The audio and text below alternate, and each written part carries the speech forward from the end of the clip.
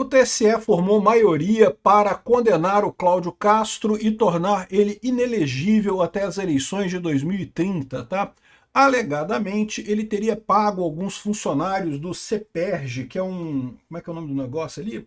CEPERJ, e da Centro de Estatísticas, Pesquisa e Formação de Servidores Públicos, teriam sido usados para criar mais de 27 mil cargos irregulares comissionados para empregar cabos eleitorais e favorecer a eleição do governador em 2022. Nada muito diferente do que o PT faz, mas de qualquer forma não deixa de ser crime isso. Agora, o curioso dessa história é que isso revelou dois problemas bastante preocupantes. O Cássio Nunes e o André Mendonça votaram a favor do Cláudio Castro. Só que não foi suficiente para o TSE livrar ele. Ele acabou sendo condenado pelos outros ministros indicados pelo Lula. Então repara o problema que a gente ainda pode enfrentar nas eleições no TSE esse ano. Embora o Nunes Marques vá ser o presidente do TSE e o André Mendonça também esteja no quadro do TSE, a maior parte ainda vai ser de esquerda. Pode-se esperar algumas coisas desse tipo, tá? Eu, sinceramente, acho que a inelegibilidade do Cláudio Castro é lógico, é ruim para ele, não tenha dúvida, mas não é uma coisa tão crítica assim para o Bolsonaro como um todo, tá? O Cláudio Castro não é um nome muito bom para o Bolsonaro. Eu não gosto do Cláudio Castro, até votei nele na última eleição pelo pedido do Bolsonaro, mas eu não gosto do Cláudio Castro. Vamos entender essa situação aqui, porque o que me preocupa é esse posicionamento do STF. Do TSE, no caso. Eu sou Peter Turguniev, esse é o canal Ancapso e essas notícias foram sugeridas por minha sogra virou minha chefe, Xandão é corintiano, virei palmeirense e várias outras pessoas. Obrigado aí o pessoal que sugeriu notícias lá no nosso site, no visãolibertaria.com, e obrigado a você que está assistindo o nosso vídeo. Se você gosta do nosso conteúdo, por favor, deixe o seu like, se inscreva aqui no canal, né? Então tá aqui, ó. TSE condenou o Cláudio Castro. Então, ele perderia o mandato dele agora e se tornaria inelegível, tá? Mas ele já renunciou. Então, ele não perdeu o mandato porque ele já renunciou. De qualquer forma, ele estaria inelegível para as eleições de 2026, né? A inelegibilidade máxima é de 8 anos, a contar da data da eleição anterior. Então, na eleição de 2026, ele pode ser... Desculpa, na eleição de 2030, ele pode ser candidato novamente. Ele não pode ser candidato nas eleições de 2028. Vai ter a eleição para prefeito em 2028, né?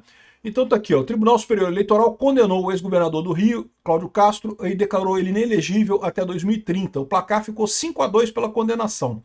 Votaram nesse sentido a relatora e mais todo mundo ligado ao PT aqui, ó. Todo mundo ligado ao PT, inclusive a presidente da corte, a Carmen Lúcia. A Carmen Lúcia ainda é a presidente do TSE, tá? Ela é a presidente do TSE até agosto. Em agosto, o Nunes Marques assume, né? Segundo a acusação, a Fundação Centro Estadual de Estatísticas, Pesquisas e Formação de Servidores Públicos, a CEPERJ, e a Universidade do Estado do Rio de Janeiro teriam sido utilizados para criar mais de 27 mil cargos irregulares comissionados, muito embora todos tenham sido aprovados de maneira dentro da lei, e esses cargos teriam sido dados a cabos eleitorais que trabalharam para favorecer a eleição do Cláudio Castro, né? De novo, repara aquilo que eu falo para vocês da importância da última milha, do cara que vai lá na porta do cara, não, vamos lá votar e coisa e tal. Esses são os cabos eleitorais que foram colocados nesse esquema, né? A maioria viu o uso da máquina pública nas contratações, o que configura abuso de poder político e econômico, teria sido o caso. Outra coisa que chama atenção, né? Como é que condenaram o Bolsonaro por abuso de poder político e econômico? Porque ele chamou uma reunião com embaixadores para criticar a urna eletrônica. Olha só que lógica que tem isso, né? Tornaram o Bolsonaro inelegível com um negócio que não tem lógica, não tem nada, não tem nenhuma razão de ser, né? Mas, bom, esse caso aqui eu concordo que é um pouco mais estranho, né? O cara criou um monte de cargo comissionado no governo, botou um monte de gente lá, na época da eleição e coisa e tal. Os ministros Cássio Nunes e André Mendonça divergiram e votaram para absolver o Cássio, né? Nunes Marques entendeu que não foram apresentadas provas suficientes para a condenação e que não está presente a gravidade necessária para justificar a pena máxima na Justiça Eleitoral. A inelegibilidade é a pena máxima da Justiça Eleitoral, tá? Ficar 8 anos inelegível, né? Os elementos existentes não se traduzem em grau de certeza que permita apenas apenar os integrantes da chapa. O que ele falou? Primeira coisa, não tem prova de que o Cláudio Castro estava envolvido nessa história. O presidente da Câmara teria criado os cargos numa lei na Câmara, tudo feito na Câmara, não há nada que indique que o Cláudio Castro tenha alguma coisa disso daqui. Além disso, o Cláudio Castro foi reeleito no primeiro turno das eleições de 2022 com 58% dos votos válidos, ou seja, ele ganhou muito fácil a eleição. Então isso não faria diferença, esses votos, esse pessoal, esses cabos eleitorais ali, né? O André Mendonça entendeu que a prática de poder político e econômico foi comprovada, mas ponderou que não há prova suficiente sobre a participação do ex-governador no esquema. Ou seja, ele até entendeu que outras pessoas tenham feito isso, mas não viu prova do Cláudio Castro atuar nisso daí. Isso é importante do ponto de vista jurídico, tem que ter prova que liga o cara à história. Não pode ser meramente porque, não sei o que é lá, né? Você tem que ter uma prova que liga esse caso aqui, né? Não vislumbro prova suficiente para configurar a certeza jurídica acima de qualquer dúvida razoável acerca da responsabilidade direta ou mesmo indireta do governador e candidato à reeleição e coisa e tal, né? Enfim, o André Mendonça votou para declarar a inelegibilidade do presidente da Assembleia do Estado do Rio de Janeiro, da Alerj, Rodrigo Bacelar, que está até preso nesse momento, e do ex-presidente da CEPERJ, o Gabriel Rodrigues Lopes. Mas o Cláudio Castro não teria entrado nessa, né? Então, o que me preocupa nisso aqui? Como eu falei, esse placar de 5-2, né? Ficou uma situação que é preocupante para a eleição. A gente sabe que vai ter muita tentativa de, dedão na balança nessa eleição para tentar, né, evitar que o Flávio ganhe a eleição. E a gente sabe agora que, embora o Cássio Nunes e o André Mendonça estejam lá, e é verdade, o Cássio Nunes vai estar como presidente, o que pode ser uma coisa positiva, porque, por exemplo, ele poderia não botar para votar esse caso, poderia segurar esse processo por mais um tempo, né? A Carmen Lúcia não botou para votar, e aí acabou perdendo, né, o Cláudio Castro, né? Talvez o Cássio Nunes possa fazer alguma coisa desse tipo.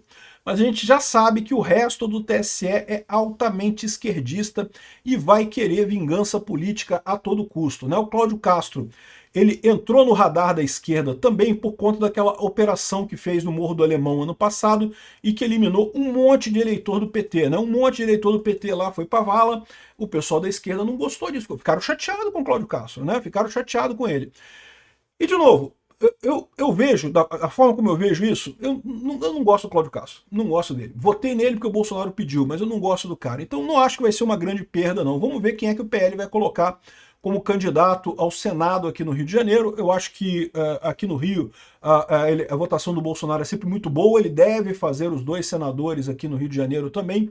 Então eu não vejo como uma grande perda para o PL. Evidentemente, para o Cláudio Castro em si é uma situação ruim, não era o ideal para ele, né? Ele também teria o mandato cassado, mas como ele renunciou ao cargo na última segunda-feira, né, ele pretendia disputar o Senado aqui no Rio de Janeiro, não sei quem é que vai entrar, né? O Nunes Marques votou para absolver o Cláudio Castro, ele foi o voto minoritário, ele e do André Mendonça, os dois votaram para absolver o Cláudio Castro nesse caso aqui, né? E realmente, olha só, o caso é bem tênue, tá? Não tem muita prova de que o Cláudio Castro atuou nesse troço mesmo não, tá? Agora, a questão toda, o que eu temo nisso é que é uma decisão política.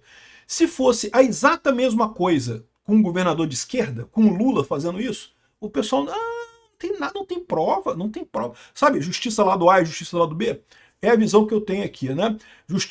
Essa aqui é a justiça lado A, super rigorosa, tem ali um indício, não, inelegível, imediatamente inelegível. É a justiça que tornou o Bolsonaro inelegível. Qualquer coisa torna inelegível. Quando é o pessoal do PT, aí entra a justiça lado B. O lado B da justiça, tá tranquilo. Vamos passar a mão na cabecinha do candidato aqui. Tem problema não, tá absolvido. Obrigado por assistir nosso vídeo até o final. Tem alguns links para você nos ajudar aí na tela e também na descrição desse vídeo. Contribua com o nosso projeto.